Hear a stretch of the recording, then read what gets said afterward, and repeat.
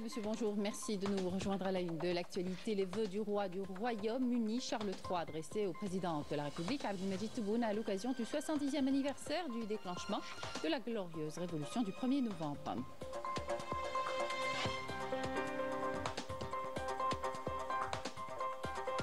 Les dirigeants des pays arabes et musulmans ont salué hier à Riyad lors du sommet arabo-islamique les efforts de l'Algérie en faveur de la cause palestinienne et ont appelé à mobiliser davantage de soutien international pour permettre à l'État de Palestine de devenir membre de plein droit de l'ONU.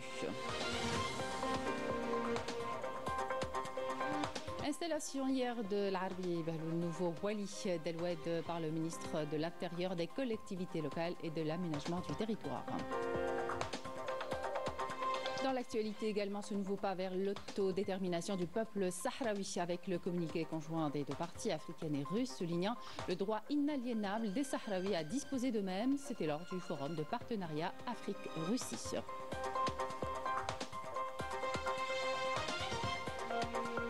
Et pour améliorer les services de télécommunication, notamment dans les zones montagneuses, les autorités de la wilaya de Ain Defla s'orientent vers l'extension des services de télécommunication électronique.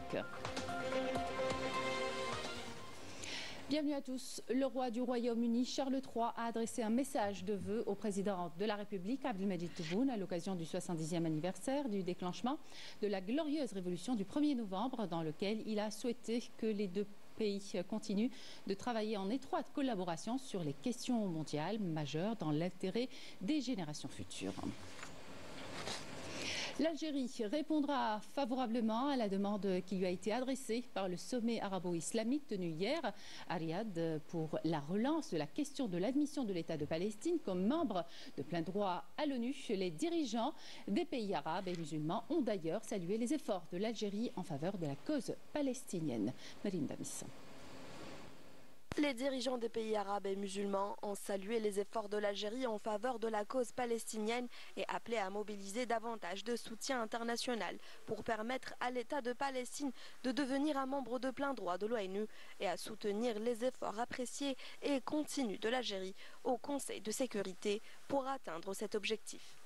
Dans un message lu en son nom par le ministre des Affaires étrangères Ahmed Attaf, Abdelmadjid Tebboune a averti du risque de marginalisation de la cause palestinienne, dénonçant les tentatives de vider le projet national palestinien de son contenu. Aucune solution ne se profile à l'horizon pour la fin de cette guerre génocidaire à Gaza et rien n'a l'air de prémunir le Liban contre son expansion. Aucune solution ne se profile à l'horizon pour mettre un terme à l'escalade sioniste et freiner la frénésie d'Israël destinée à embraser toute la région. Et au-delà de tout, il y a aussi le danger de l'occultation totale de la cause palestinienne, en vidant le projet national palestinien de son contenu de manière étudiée et méthodique, mais également en niant l'idée même d'un État palestinien. Le président de la République a rappelé que l'Algérie œuvre depuis son adhésion au Conseil de sécurité à faire en sorte que l'attention reste perpétuellement portée sur la cause palestinienne et la tragédie libanaise et sur les développements au Moyen-Orient de manière générale. Face à cette situation, l'Algérie a œuvré depuis son adhésion au Conseil de sécurité à faire en sorte que l'attention reste perpétuellement portée sur la cause palestinienne et la tragédie libanaise et sur les développements dans le Moyen-Orient de manière générale. Et avec le même engagement, l'Algérie répondra à la demande qui lui a été adressée de la part de ce sommet afin de soumettre à nouveau la question de l'intégration pleine et entière de l'État de Palestine à l'ONU.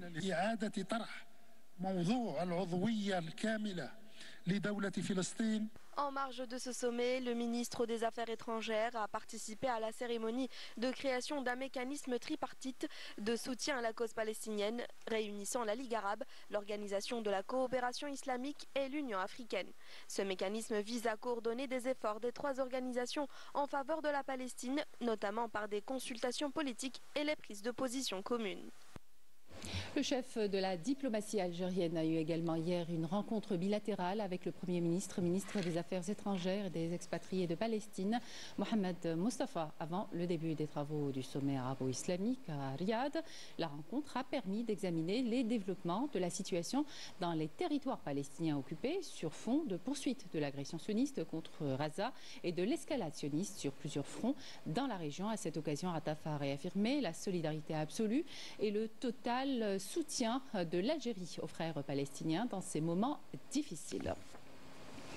Suite aux derniers mouvements opérés dans le corps des walis délégués par le président de la République, le ministre de l'Intérieur, des collectivités locales et de l'aménagement du territoire, Brahim Red, a procédé à Al-Oued à l'installation de l'Arbi Behloul, nouveau wali d'Al-Oued. Intervenant à cette occasion, Brahim Red a indiqué que les objectifs de la feuille de route tracée au wali par le président de la République, Abdelmajid Tebboune, sont clairs et visent à atteindre la sécurité alimentaire et économique, à s'affranchir de la dépendance aux hydrocarbures et à édifier une économie forte. On l'écoute.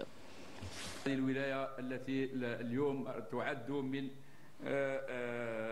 مكونات الجزائر بخصوصياتها، هذه الولاية التي نرى ونحن نحلق أجواءها، نشوف يعني الخير اللي راه نابع من هذه الولاية، والشيء اللي رانا نلاحظوه ما شاء الله الله يبارك واللي تعتمد عليه الجزائر ككل هي ما إذن تقومون به ضمانا للأمن الغذائي الذي ألح السيد الرئيس على الوصول إليه، والشيء اللي راكم قايمين به لتوفير الخضروات المستوى كل القطر الوطني شيء يعني لابد أن نشيد به.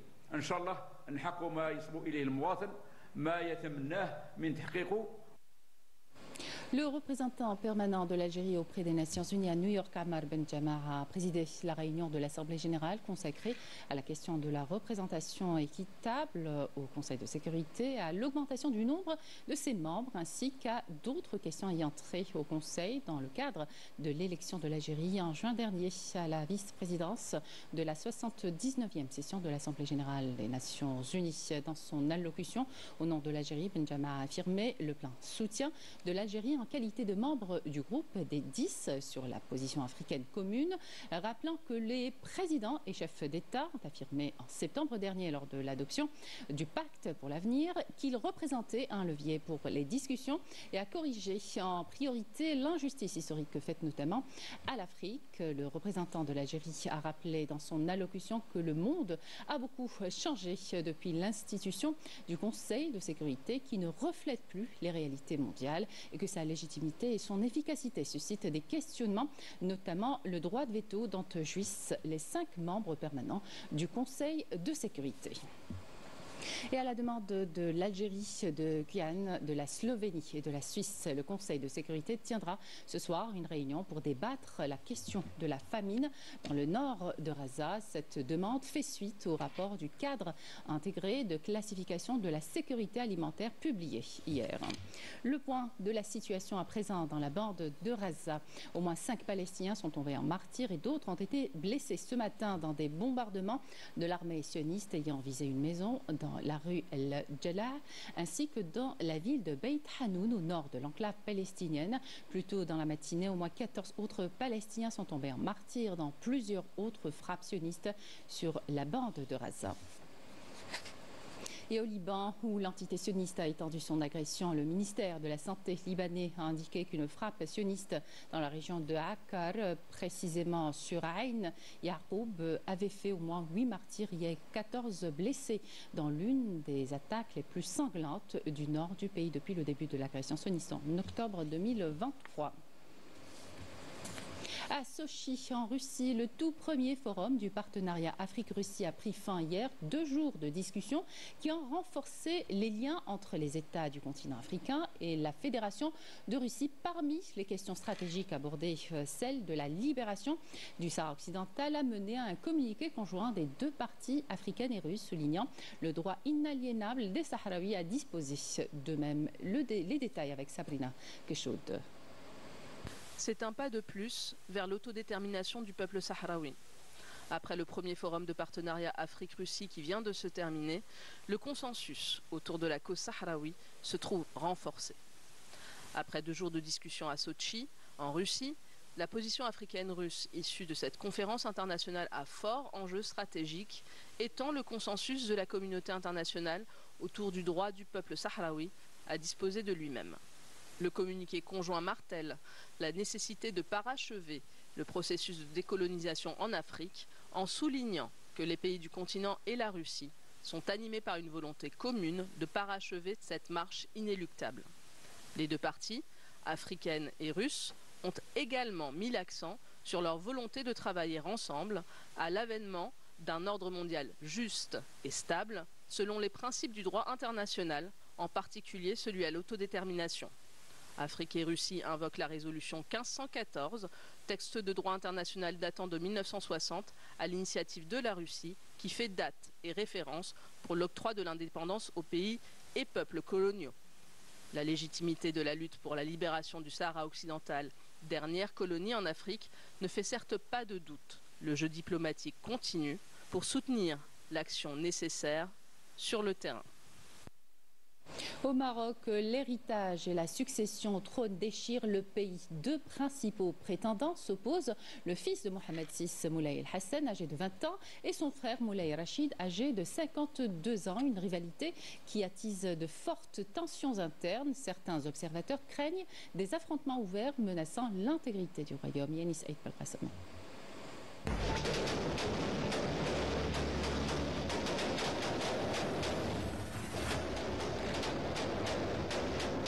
Coups de feu ont retenti au cœur du palais royal marocain, traduisant une montée en flèche des tensions liées à l'héritage du souverain et sa succession. Une situation de crise qui dépasse désormais le cercle royal pour toucher cette fois-ci l'armée, les services de sécurité et les pouvoirs décisionnaires au plus haut niveau. La détérioration de la santé du roi Mohamed VI amplifie cette instabilité. Son absence croissante dans les affaires nationales, ses déplacements inhabituels et des déclarations ambiguës du palais ouvrent la voie des tensions au sein du Marzen, une institution fondatrice du pouvoir marocain. Je savais que le Marzen était une bête dans l'âme et que sa vengeance était inévitable. 2 principaux prétendants au trône émergent, son fils Moulay El Hassan de 20 ans et le frère de Mohamed VI, le prince Moulay Rachid de 52 ans. Bien que la succession au trône marocain privilège généralement le jeune prince, en parallèle 2 figures influentes comme Abdeltaïf Hamouchi et Fouad Ali El Hima jouent un rôle clé de cette lutte. بالنسبة للمشاكل التي يواجهها ولي العهد En ce qui concerne les difficultés que rencontre l'héritier du trône, elles sont nombreuses, notamment le fait que les membres de la famille royale ne veulent pas de lui, surtout qu'il est le fils de la juive Selma El-Benani, qui a ses propres relais dans le palais royal, en dépit de sa mise à l'écart du palais. D'autres prétendants au trône sont également présents, comme Hicham El-Alaoui, qui n'est plus soutenu par la France. D'autres problèmes sont présents au palais royal, mais le peuple, les hommes libres, veulent la chute du régime. Et l'opposition marocaine, qu'elle soit interne ou externe, ont fait la promesse que Hassan III ne prendrait jamais les rênes du pouvoir. D'autre part, le peuple marocain n'acceptera jamais la tutelle de l'entité sioniste par l'entremise de Hassan III, qui est le fils d'une juive. Et vous n'êtes pas sans savoir que la filiation chez les juifs se fait par la mère et non par le père. Ce qui ferait pour l'entité sioniste qu'un juif israélien dirigerait le pays.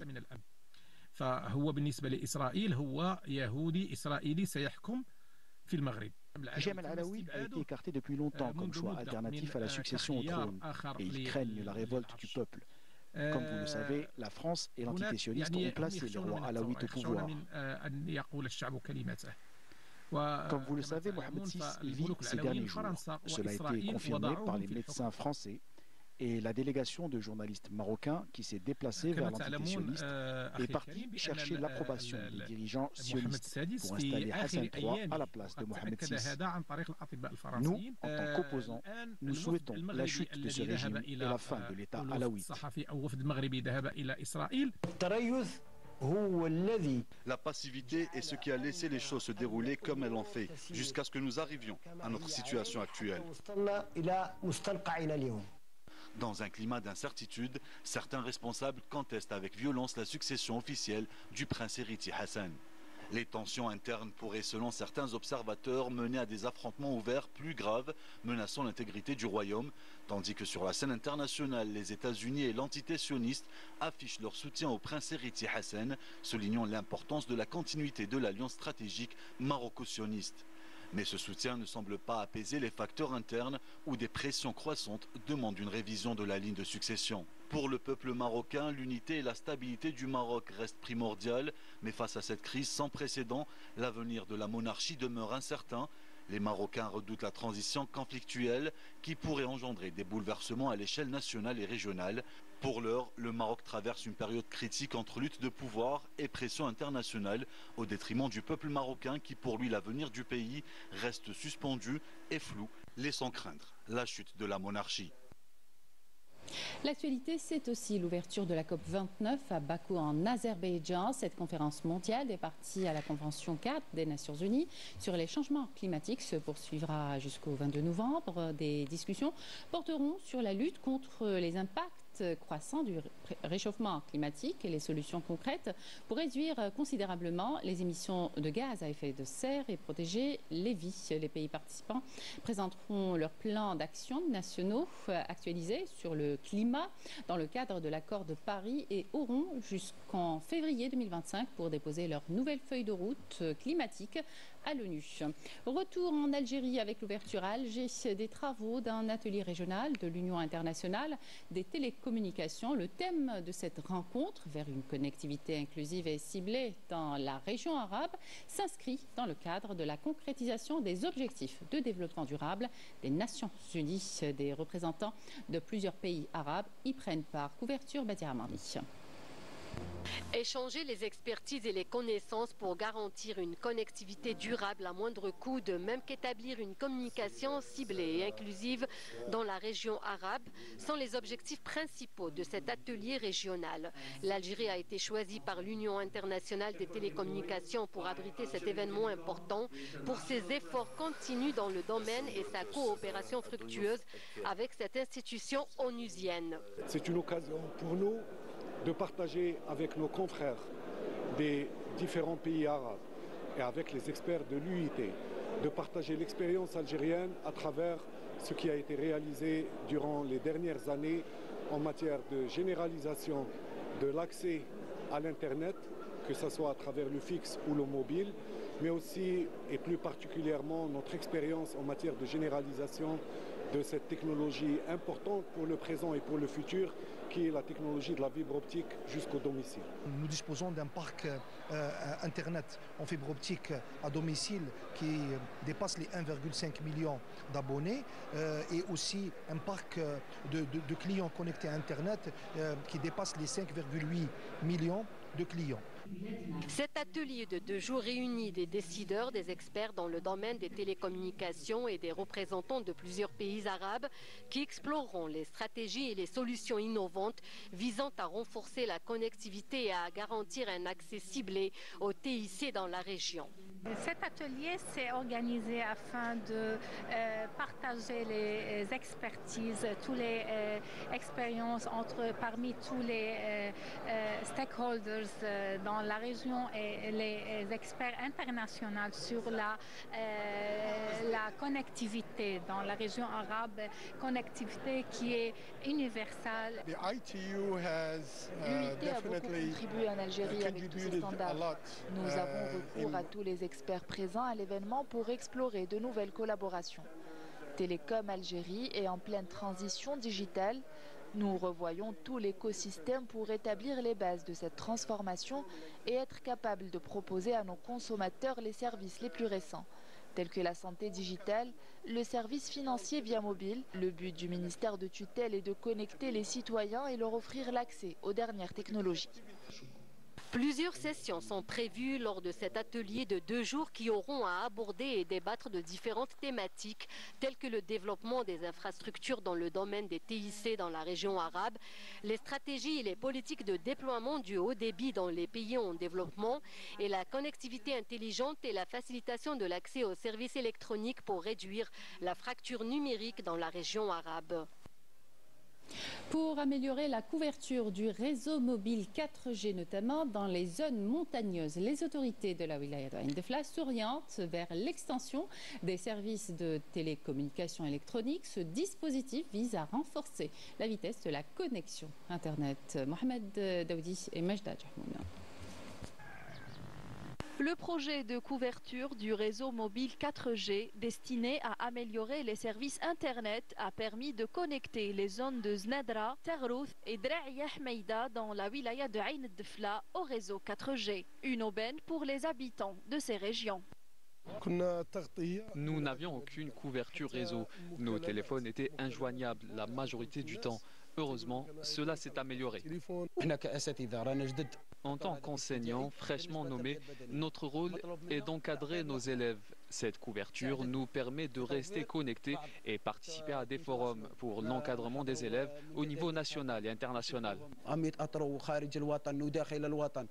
Le projet de couverture du réseau mobile est une initiative par laquelle le ministère de la Poste, des Télécommunications, des Technologies et du Numérique vise à combler la fracture numérique et à garantir un accès équitable aux services de communication pour les habitants de cette région. La wilaya de Ain Defla a bénéficié de 106 sites sur les 1400 zones prévues dans le cadre du programme de couverture universelle du réseau mobile 4G. Les autorités locales ont accompagné ce projet en offrant toutes les facilités aux opérateurs afin d'accélérer la mise en service de ce réseau, même avant les délais fixés. Le projet affiche ainsi un taux d'avancement très satisfaisant dans la wilaya de Ain Defla. La couverture des ondes d'ambre au réseau mobile dans la wilaya de Ain Defla se poursuit avec pour objectif de couvrir dans un avenir proche les 91 zones restantes. Dernière halte de cette édition, Tamanrasset, à l'occasion du début de la saison du tourisme saharien, une période propice pour découvrir le grand sud algérien, sa diversité naturelle et son riche patrimoine. La région est particulièrement verdoyante cette année. Reportage Mohamed Bermaki, le commentaire est signé Sabrina Kchoud. Découvrir Tamanrasset dans toute sa diversité, notamment ses paysages à couper le souffle, qui procurent à la wilaya une note unique. Typiquement beau en cette période, la région et ses environs se verdissent et les rivières coulent abondamment, tout particulièrement cette année. Ce début novembre est le moment idéal pour les séjours et visites touristiques qui se multiplient dans la Hagar afin de profiter de paysages naturels différents et uniques, alternant canyons, cascades d'eau et dunes de sable à perte de vue. Nous sommes venus visiter Tamanrasset avec des amis. Tamanrasset est une région agréable, propre. Regardez comme l'eau coule. Ce n'est pas le désert comme on l'imagine. Nous pouvons y pratiquer le tourisme. On y trouve de l'eau fraîche. La wilaya de Tamanrasset est une région touristique par excellence. On y trouve des paysages magnifiques. Il existe très peu d'endroits tels que ce que vous voyez là. Bivouaquer dans le désert, où tout est cuisiné à la manière traditionnelle, donne à ces séjours un goût particulier, entouré par des acacias, véritable pharmacie du désert. Grâce à Allah, nous avons eu l'honneur de visiter Tamakrast dans la wilaya de Tamanrasset. Cette région est superbe.